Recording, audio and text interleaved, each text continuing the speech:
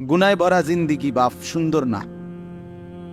কোনো পাপী, কোনো নাফরমানকে কেউই ভালোবাসে না, সম্মান করে না, এবং প্রত্যেক অপরাধী নিজের কাছেও লজ্জিতই থাকে। কোনো নষ্ট চরিত্রের লোক ছেলে সে নিজের কাছেও নিজেকে অপরাধী ভাবে। নিজের একাকিত্ব হলেও মনে পড়ে যে কাজটা ঠিক না, কাজটা অন্যায়। নারী দেখা, ছবি দেখা, নাচ গান, উলঙ্গ দৃশ্য, জিনা, ব্যভিচার, মদ, জুয়া, এই হারামের মধ্যে যারা পড়ে আছে সে একাকিত্বে মনে পড়ে, তার বুঝে ধরে, সেও ভাবে যে কাজটা সুন্দর না। তাহলে এই জন্য কোনো পাপী, কোনো অপরাধী, কোনো নাফরমান মানুষের কাছেও সম্মান পায় না, নিজের কাছেও নিজে ইজ্জত পায়, নিজের বিবেকেরও দংশন হইতে থাকে। এই জন্য আমি বললাম গুনাহ, নাফরমানি ইজ্জত দেয় না, সম্মান দেন, প্রিয় বানায় না, বরং কিতাবের মধ্যে আছে বুগদাতুন ফি কুলুবিল খালক, প্রত্যেক গুনাহ মানুষের অন্তরে ঘৃণা তৈরি করে। প্রত্যেকটি গুনাহের কারণে বান্দা আল্লাহ তাআলার রহমতের নজর থেকে দূরে সরে যায়, এবং একটা সময় বান্দা আল্লাহ তাআলার লানত, অভিশাপের যোগ্য হয়। ফলে তখন আল্লাহ যখন কারো উপরে লানত বর্ষণ করে তো গোটা সৃষ্টি তাকে ঘৃণা করে। এই জন্য তোমরা ছেলেরা মনে রাখো, আমি আজকে ওই আসরের আগে এক জায়গায় বলছি এই কথা, তোমরা অনেক ছেলে আসো, একটা মিনিট ভাইব এই কথাটা, যে তুমি মনে করো দিন রাত মোবাইলে নারী, ছবি, অশ্লীল দৃশ্য দেখো, কখনোই এক ওয়াক্ত নামাজ পড়ো না, কোনোদিন ফজরের নামাজ পড়ো না, নাচ গান, নাটক, সিনেমা, ছবি, এই নিয়েই তোমার রাত কাটে, দিন কাটে, সময় কাটে, অথচ কেউ তোমারে ডাকে না। তোমার মা, তোমার বাবা, তোমার গ্রামের কেউ, কারো তোমারে নিয়ে কোনো মাথা ব্যথা নাই যে ছেলেটা যে আমাদের চোখের সামনে নষ্ট হয়ে যাচ্ছে, চরিত্রহীন হয়ে যাচ্ছে, ফেরাইবার জন্য কারো চেষ্টা নাই, কারো মানসিকতাই নাই। কারণটা কি?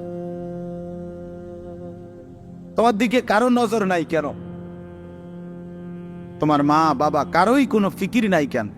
এর মূল কারণ হলো এইটাই, মনে রাখো, যে বুঝো বুঝলা, মনে রাখবা যে মূল কারণ হলো গুনাহ যখন মাত্রাতিরিক্ত হয়ে যায় তখন আল্লাহর লানত বর্ষিত হয়। আর তোমার উপরে আল্লাহর লানত পড়ছে দেখা, খোদার লানত, খোদার গজব পড়ছে দেখা আর তোমারে কেউ ডাকে না, তোমার দিকে কেউ ফিরেও চায় না, তোমার দিকে আর কেউ ফিরে চায় না। আহা, তোমারে আর কেউ বাঁচাইতে, ফিরাইতে চেষ্টা করে। এইটা হলো লানত, অভিশাপের বহিঃপ্রকাশ। নুওয়াল্লিহি মা তাওয়াল্লা ওয়া নুসলিহি জাহান্নাম ওয়া সাআত মাসীরা। আল্লাহ বলছে, আমার রাসূলের বিরুদ্ধাচরণ যে করে, আমার ইমানদার মুমিন বান্দা যে পথে চলে, তার উল্টো পথে যে চলে, তো আমিও তাকে সেই উল্টো পথেই চালাইতে থাকি, এবং এই উল্টো পথেই একদিন তাকে আমি জাহান্নামে ফেলে দেব। কোরআন শরীফে মানে আর কোনোদিন ভাও করবে না ওই এই নারী, ছবি, মদ, জুয়া, চুরি, ডাকাতি, জিনা, ব্যভিচার, সুদ, ঘুষ, সিটারি, বাটপারি, এই শেষ, এই জিন্দেগি। এভাবেই একদিন মৃত্যু হয়ে যাবে, আর ফেরেশতা একটা লাথি দিয়া জাহান্নামে ফেলবে। যা, ফেরেশতা বলবে যা, না ফরমান, এই জিন্দেগি আর ফিরবে না, ফিরার তৌফিক হবে না। এটা অভিশপ্ত জীবন, মালউন, অভিশপ্ত হবে যারে কেউ ফিরায় না।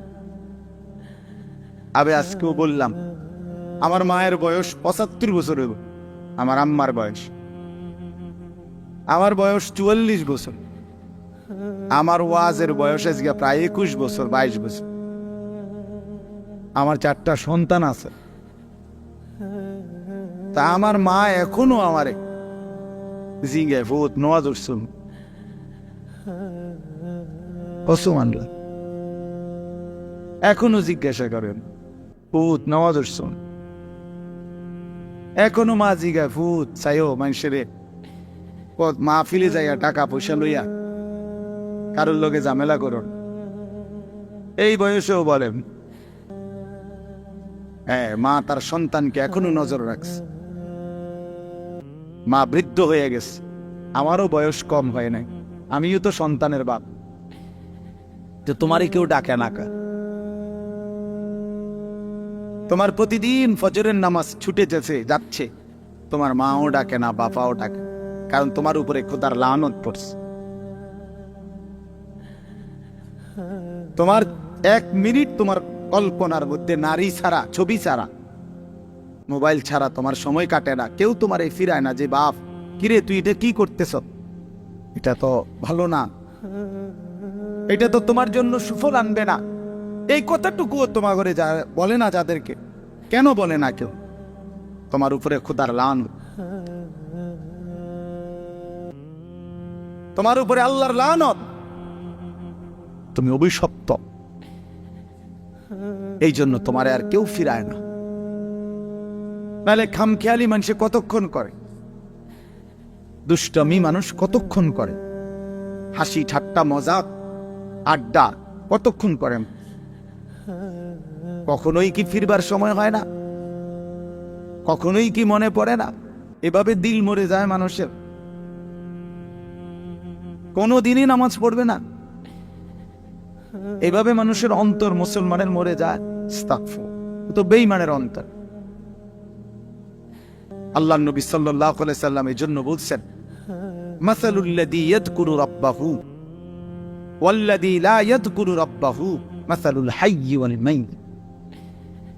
নবীজি বলেন যে আল্লাহ পাকের স্মরণ করে, জিকির করে, বন্দেগী করে, আর যে করে না, তো আল্লাহ নবী সাল্লাল্লাহু আলাইহি ওয়াসাল্লাম বলেন উভয়ের উদাহরণ হলো মাসালুল হাইয়্যি ওয়াল মাইয়্যিত, জীবিত এবং মৃত ব্যক্তির মতো। একজন জীবিত আরেকজন মৃত। আল্লাহর গোলামি স্মরণ যার মধ্যে আছে, নবীজি বলছে সে জীবিত। আর আল্লাহর বন্দেগী যার মধ্যে নাই, আল্লাহর স্মরণ নাই, সে মৃত। সে মৃত। আল্লাহর নবী সাল্লাল্লাহু আলাইহি সাল্লাম বলেন ইন্নাল্লাযী লাইসা ফি জাওফিহি শাইউম মিনাল কুরআন কাল বাইতিল খারিব। নিশ্চয়ই যার অন্তরের মধ্যে কিছু পরিমাণ কোরআনের জ্ঞান, কোরআন নাই, 10টা সূরাও পারে না, 5টা সূরাও পারে না, আল্লাহর কোরআনের কোন ফিকিরে তার দিলের মধ্যে নাই, আল্লাহর নবী বলছেন ওই অন্তর হলো কাল বাইতিল খারিব, আলগা বাড়ি, সারা বাড়ির মতো। যেই বাড়ি মানুষ এখন আর বসতে কাজে ব্যবহার করে না, হয়তো এটা পুরান বাড়ি ছিল আগে, ভাঙ্গা টেঙ্গা গেছে, বেড়া টেরা পড়ে গেছে, টিন খুইয়া গেছে, দরজা ভাঙ্গা গেছে, সারা বাড়ি আর কি আলগা বাড়ি, বিরান ঘর, যে ঘরে আর থাকে না এখন। ফলে ওই ঘরে এখন কি থাকে? ওই ঘরে এখন কুত্তা থাকে, বিড়াল থাকে, সাপ থাকে, কেঁচো থাকে, এই সমস্ত প্রাণী থাকে, কুকুর বিড়াল থাকে, সাপ বিচ্ছু থাকে,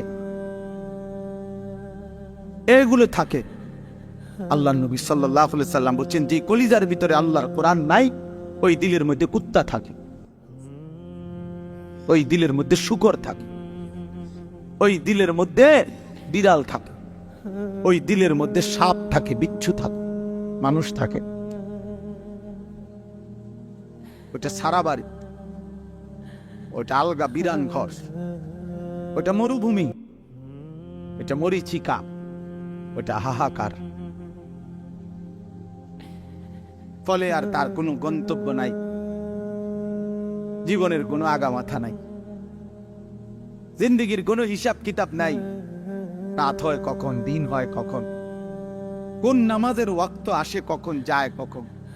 জানোয়ারের আবার এত কিছু দরকার কি? কুত্তা এগুলা দিয়া করবে কি? শুকরে এগুলা দিয়া করবে কি? তাহলে মানুষ রূপী যেই জানোয়ার, আল্লাহকেই ভুলে গেছে। হ্যাঁ, এই জানোয়ারের রাত কি আর দিন, এই জানোয়ারের শুক্রবার কি আর শনিবার কি, এই হাইওয়ানের আবার জীবন কি, সারাক্ষণ একই রকম, সব দিন বরাবর, সব মাস বরাবর। আমরা হিসাব করি আলহামদুলিল্লাহ। আমার বয়ান এখানে, তা আমরা হিসাব করি, মাহফিল দেরি হোক, কিন্তু ঠিকই আমরা মাগরিবের নামাজ মসজিদে কংসনগর জামাতের সাথেই পড়ছি, তারপরে আসছি। অর্থাৎ হিসাব মিলাতে হবে জিন্দিগি, আমার জিন্দিগির আমার টার্গেট থাকতে হবে যে হাজার ব্যস্ত আমি, লক্ষ কোটি ব্যস্ততা হোক, কিন্তু আমি নামাজ ছুটবে কেমনে? আমি এটা কোনো যুক্তি হইতে পারে না। মুসলমানের নামাজ ছুটে কেমনে? নামাজবিহীন মুসলমান থাকে কেমনে? তার পরিচয় মুসলমান কিভাবে হয় ভাইয়া? ফারকুমা বাইনানা ওয়া বাইনাল কুফরি আস-সালাহ। নবীজি বলছে আমাদের মাঝে আর বেঈমান কাফেরের মাঝে পার্থক্য নামাজ। আল্লাহর নবী সাল্লাল্লাহু আলাইহি ওয়াসাল্লাম বলেন, মান তারাকা সালাতাম মুতাআম্মিদান ফাকাদ কাফারা। যে ইচ্ছে করে নামাজ ছেড়ে দিল সে যেন বেঈমান হয়ে গেল। ফাকাদ কাফারা, সে কুফরি করল। স্পষ্ট হাদিস। আল্লাহর নবী সাল্লাল্লাহু আলাইহি ওয়াসাল্লাম বলেন, আস-সালাতু ইমাদুদ্দিন। নামাজ হচ্ছে দ্বীনের খুঁটি। মান আকামাহা ফাকাদ আকামাদ-দ্বীন। যে নামাজ জারি রাখলো সে যেন তার পুরা দ্বীন চালু রাখলো। ওমান হাদামাহা ফাকাদ হাদামাদ-দ্বীন। যে নামাজ নষ্ট করে দিল সে তার পুরা দ্বীন নষ্ট করে। আল্লাহ কোরআনে বলছে, ইন্নাস সালাতা তানহা আনিল ফাহশাই ওয়াল মুনকার। নিশ্চয়ই একমাত্র নামাজ যাবতীয় অশ্লীলতা, অসভ্যতা, বেহায়াপনা, অপরাধ থেকে বিরত রাখে। এজন্য সাফ কথা বেটা, কোন বেনামাজি ভদ্র হইতে পারে না। বেনামাজি মানে অসভ্য বেটা, বেনামাজি মানে কুত্তার জিন্দেগি, কুত্তার জিন্দেগি মনে। হ্যাঁ, জোরে বল বেটা, তোরা যারা নামাজ পড়স না, লজ্জা থাকলে বলিস। আর বেহায়া যদি হাসো বেনামাজি হবার পরেও, তো মনে রাখো তোর ব্রেনের সমস্যা, তোর মাথার তার সিরা, তুই পাগল, মাতাল, মানুষও না, জানোয়ারও না, তোর কোনো অনুভূতি নাই বেটা, বিবেকে নাই। তুই জানোস না তোরে বানাইছে কে বেটা? তুই পাগল না ছাগল এটাও জানস না। কিসের মা, কিসের বাপ? বেনামাজির কি মা, কি তা বাপ? বেনামাজির কিসের আল্লাহ, কিসের রাসূল? কিচ্ছু নাই। হেতে তার আমার মা কিভাবে হবে? সে তার মা তো মুসলমান, তার বাবা তো মুসলমান, সে তো তার বাবাকে চিনে না, সে তো তার মায়ের ইজ্জত বোঝে না। অতএব বেনামাজি অনেকটা বেওয়ারিশের মতো, লাওয়ারিশ। এই জন্য বন্ধু মনে রাখ, নিজের হিসাব মিলানো, নিজেকে বুঝা, নিজেকে চিনা অনেক বড় সম্পদ, অনেক বড় নিয়ামত। এজন্য হাসি দিয়ে উড়াই দিও না। এক হুজুর সুন্দর বলছে, শুধু এটাই ভেবো না যে হুজুর ভালোই বলছে। না ভাইয়া, তুমি ভাবো তোমার জিন্দিগি এত অধপতন কেন? একেবারে সামান্য একটা বিষয়। আমরা এখন 5 রাকাত নামাজ পড়ছি মাগরিব, কত 10 মিনিট সময় লাগছে, খালাস। সমস্যা 4 রাকাত ফজরের নামাজ পড়তে কত 10 মিনিট সময় লাগে। এটা এত কঠিন কিছুই না, কিছুই না। এটা কঠিন, কোনো কঠিন হতেই পারে না। কোরআন শরীফ আছে, ইউরিদুল্লাহু বিকুমুল ইউসরা ওয়ালা ইউরিদু বিকুমুল উসরা। আল্লাহ বলে, বান্দা আমি আল্লাহ তোমাদেরকে সব বিষয়ে সহজ করতে চাই, কোনোভাবেই বান্দা আমি তোমার উপরে কঠিন কিছু চাপায় দিতে চাই না। মা জাআলা আলাইকুম ফিদ-দীনি মিন হারাজ। আল্লাহ বলেন, আমি আল্লাহ দ্বীনের নামে, ইসলামের নামে, কোরআনের নামে আমার কোন শরীয়ত, আমার কোন বিধান আমি এমন একটাও বানাই নাই যেটা হারাজ, কষ্ট হয়ে যাবে, মুসিবত হয়ে যাবে, অনেক বড় পেরেশানি হয়ে যাবে তোমার জন্য।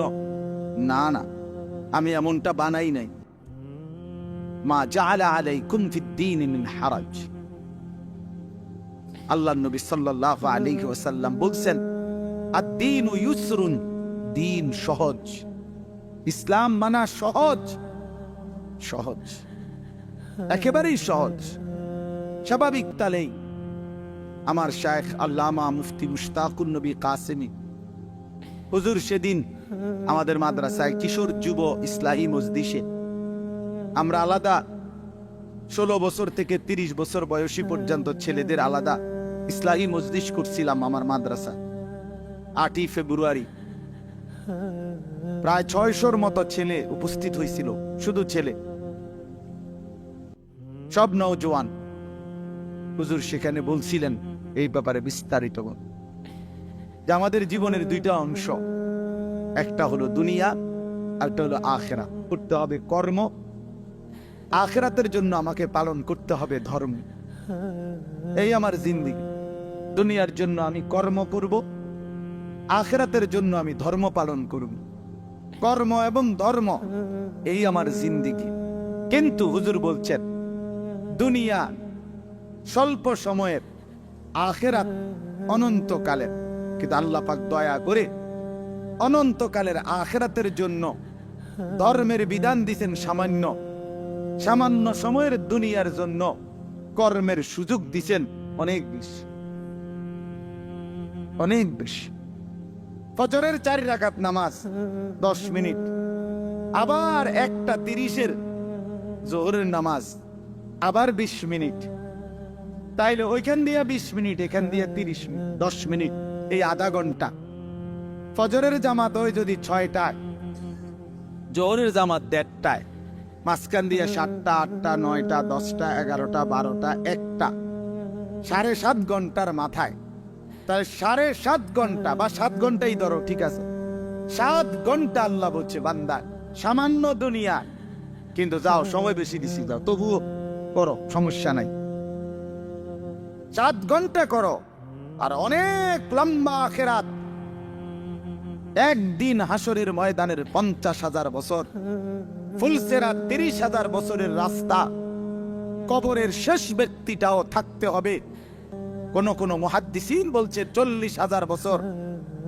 এই লম্বা সফর অনন্তকালের আখিরাতের জন্য এই 7 ঘন্টার ব্যবধানে, 8 ঘন্টার ব্যবধানে সময় নিলাম মাত্র 30 মিনিট, 7.5 ঘন্টা তোমার দুনিয়ার জন্য দিয়ে দিলাম। তবুও যদি বলো বান্দা আমি জুলুম করছি, তার ইনসাফ কিভাবে?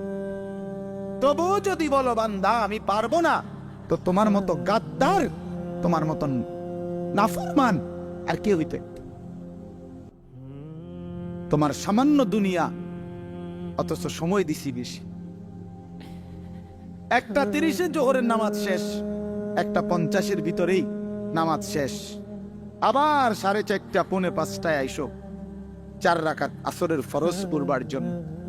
মাঝখান দিয়ে আবারও আমি আল্লাহ তাআলা লম্বা 3 ঘন্টার মতো সময় আবারও দিলাম, যাও আবার মেহনত করো, আবার পরিশ্রম করো, আবার কামাই করো, আবার কামাই। 8টা বাজে এশার নামাজ পড়ছো, 6টা বাজে ফজরের নামাজ।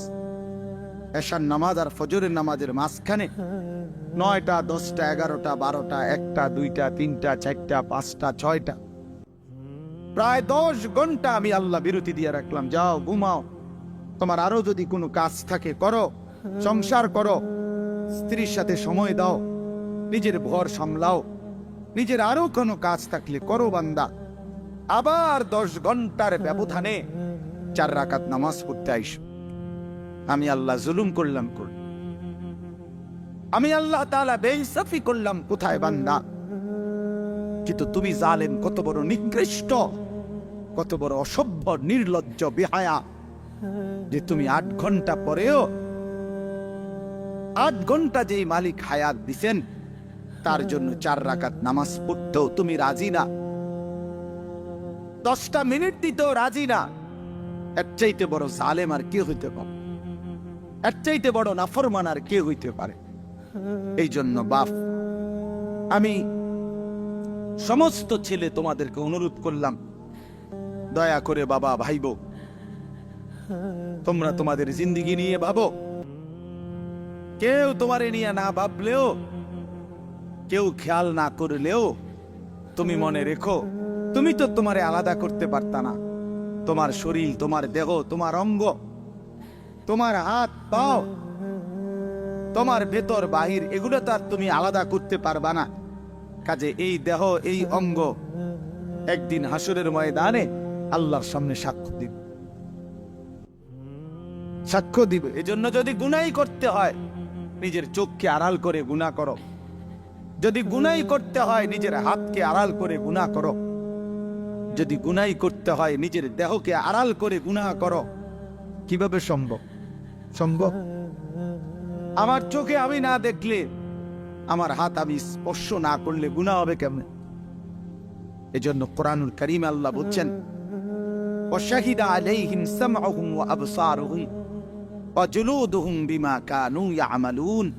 বান্দা, তোমাদের কান, তোমাদের চোখ, তোমাদের সমস্ত দেহ, অঙ্গ প্রত্যঙ্গের চামড়া আমি আল্লাহর কাছে সেদিন হাসরের ময়দানে তোমাদের যাবতীয় কর্মকাণ্ড সম্পর্কে সাক্ষ্য দিব। আমাকে শোনাবে, আমাকে বলবে, বান্দা তুমি আড়াল করতে পারবা না। নিজের হাতকে আড়াল করবেন কেমনে? নিজের চোখকে আড়াল করবেন কেমনে? নিজেকে আড়াল করার সুযোগ তো নাই ভাই।